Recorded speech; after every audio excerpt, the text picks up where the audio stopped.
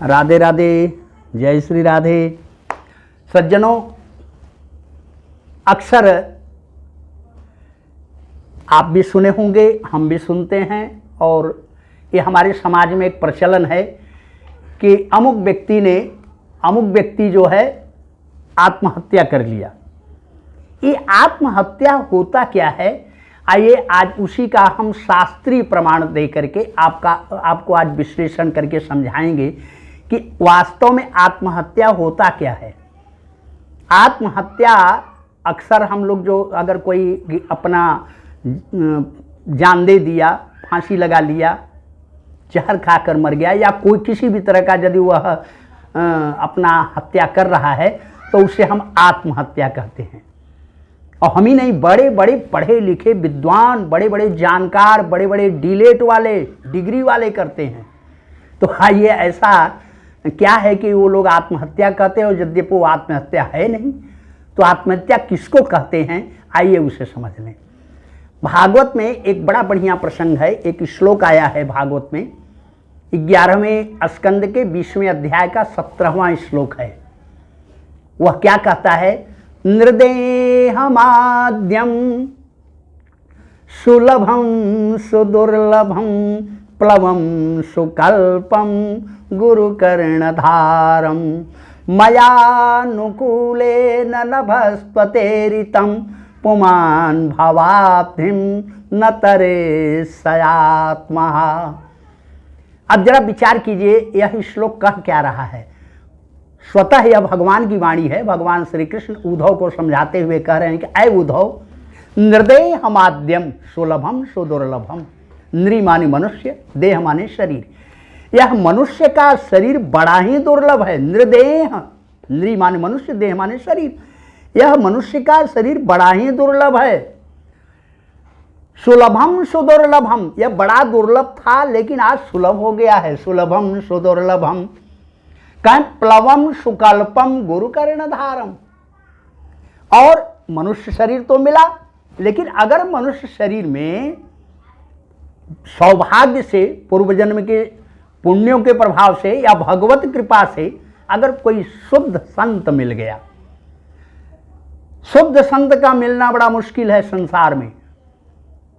अगर शुद्ध संत नहीं मिला तो समझ लीजिए ढोंगी अगर कोई मिल गया तो हम ढोंगी के चक्कर में फंस जाएंगे। इसलिए तुलसीदास जी भी रामायण में लिखे हैं, बड़ा सुंदर उसका वर्णन किए हैं कि संत विशुद्ध मिलहि परते ही राम सुकृपा बिलो कहीं जेहि। विशुद्ध संत उसी को मिलेंगे जिसके ऊपर भगवान कृपा कर दें। आज जगतगुरु शंकराचार्य भी कहते हैं कि दुर्लभम त्रयमैवे तत् देवानुग्रह कारकम मनुष्यत्वम मोक्षत्वम महापुरुष संभवम। आज जगतगुरु शंकराचार्य कहते हैं कि संसार में 3 चीजें दुर्लभ हैं। दुर्लभम त्रयमैवे तत् देवानुग्रह कारकम, यह भगवान की कृपा से 3 दुर्लभ चीजें प्राप्त होती हैं। कहें कौन कौन? कहें पहला मनुष्यत्वम, मनुष्य का शरीर प्राप्त करना, यह दुर्लभ है। और दूसर का दुर्लभ क्या है? मानुषत्वम मुमुक्षत्वम, मोक्ष की कामना, माने माया से छुटकारा पाने के लिए तड़पन पैदा होना। हम लोग माया में और फंसते जाते हैं, आनंद मिलता है माया की तरफ जाने में, लेकिन ये माया अच्छा नहीं है, ये माया अच्छी नहीं है, ये माया हमें 84 लाख में घुमा रही है। ऐसा समझ करके यदि इस माया से छूटने का जो प्रयत्न करे, यह दुर्लभ है। मानुषत्वम मुमुक्षत्वम, कहे महापुरुष संभवम। और भगवान के भक्त अर्थात सद्गुरु, कोई अच्छा सद्गुरु मिल जाए, 3 चीजें दुर्लभ हैं। तो यहां वही बात समझा रहे हैं भगवान श्री कृष्ण उद्धव से कि ऐ उद्धव, संसार में नृदेह माध्यम सुलभम सुदुर्लभम, यह मनुष्य शरीर बड़ा दुर्लभ था, सुलभ हो गया। प्लवम सुकल्पम गुरुकर्णधारम, और कोई सद्गुरु मिल गया, कोई सद्गुरु मिल गया तो वह नौका के समान, जैसे नौका नदी को पार करने के लिए हम नौका में बैठते हैं तो आसानी से इस पार से उस पार हो जाते हैं। तो प्लवम का अर्थ होता है नौका। सुकल्पम गुरुकर्णधारम, और सुकल्पम का मतलब दृढ़। उस दृढ़ नौका में बैठ करके गुरु की कृपा द्वारा हम इस भवसागर से तर सकते हैं। मयानुकूले नभस्त्वतेरितम, भगवान कह रहे हैं कि मैं प्रत्येक जीवों के सदा अनुकूल रहता हूं। कभी किसी देवता के, किसी भी मनुष्य के, किसी भी प्राणी के, कोई भी हो, हम किसी के विपरीत नहीं रहते, हम सबके अनुकूल हैं। मयानुकूले नभस्त्वतेरितम, नभस्त्वतेरितम का मतलब नभस्त्वतेरितम, नभ माने होता है आकाश, और त्वतेरितम, त्वतेरितम माने आकाश में भ्रमण करने वाला, अर्थात पवन, हवा। तो नभस माने हवा। त्वतेरितम, जो जिस प्रकार से हवा हमेशा आकाश में भ्रमण करता रहता है, ठीक उसी तरह से भगवान कहते मयानुकूलेन, मेरी अनुकूलता क्या है, का नभस्त्वतेरितम माने उस नाव को पार करने के लिए हवा के समान अनुकूल हवा बह करके चला करके मैं इस नौका को इस पार से उस पार कर देता हूं। लेकिन किसके लिए ये नियम भगवान बता रहे हैं? जो सद्गुरु को प्राप्त करके, सद्गुरु के बात को मान करके भगवान की भक्ति करना शुरू कर दिया, उसके लिए भगवान ऐसा कर रहे हैं। प्लवम सुकल्पम गुरु कर्णधारम, कहें मयानुकूले नभस्त्वतेरितम, कहें पुमान भवाब्धिम, इतना सब प्राप्त होने के बाद भी, पुमान माने मनुष्य, भवाब्धिम माने इस संसार रूपी सागर को यदि पार न कर सके तो कहें वह क्या है? कहे आत्महा, वह आत्महत्यारा है। आत्महत्यारा का मतलब अपनी आत्मा का हनन करता है। और हम लोग जो सुनते हैं कि अमुक व्यक्ति आत्महत्या कर लिया, वो आत्महत्या कहाँ किया? वो तो अपने शरीर का हत्या किया, और जब शरीर का हत्या किया तो 1000 वर्ष के लिए उसे प्रेत जोनी मिल गई, 1000 वर्ष के लिए प्रेत जोनी मिल गई। और हमने आत्महत्या, मनुष्य शरीर को प्राप्त किया और भगवान की भक्ति नहीं किया, तो हमने भी आत्महत्या कर लिया। तो आत्महत्या किया तो परिणाम क्या हुआ? 84 लाख प्रकार के शरीर का, जैसे कोई आत्महत्या शरीर का करता है तो 1000 वर्ष के लिए हमें प्रेत जोनी मिलती है, ठीक उसी तरह से अगर कोई इस तरह से आत्महत्या कर रहा है, भगवान की भक्ति नहीं कर रहा है, तो उसे 84 लाख जोनियां प्राप्त होती हैं। 1000 वर्ष के लिए प्रेत नहीं, 84 लाख। मैंने आप लोगों को पिछले प्रकरण में बताया था कि 84 लाख जोनी क्या क्या है, जरा विचार कीजिए। मान में कितने जुग जुगांतर बीतेंगे तब वो 84 लाख समाप्त होगा। तो ठीक उसी तरह से यह संसार इस तरह से है कि जिसकी कोई सीमा नहीं, इसलिए इस संसार को पार होना है तो आप इस सिद्धांत को धारण कीजिए। तुलसीदास जी महाराज भी बड़ा सुंदर ढंग से इसी का अनुवाद लिख दिए हैं अपने रामचरितमानस में।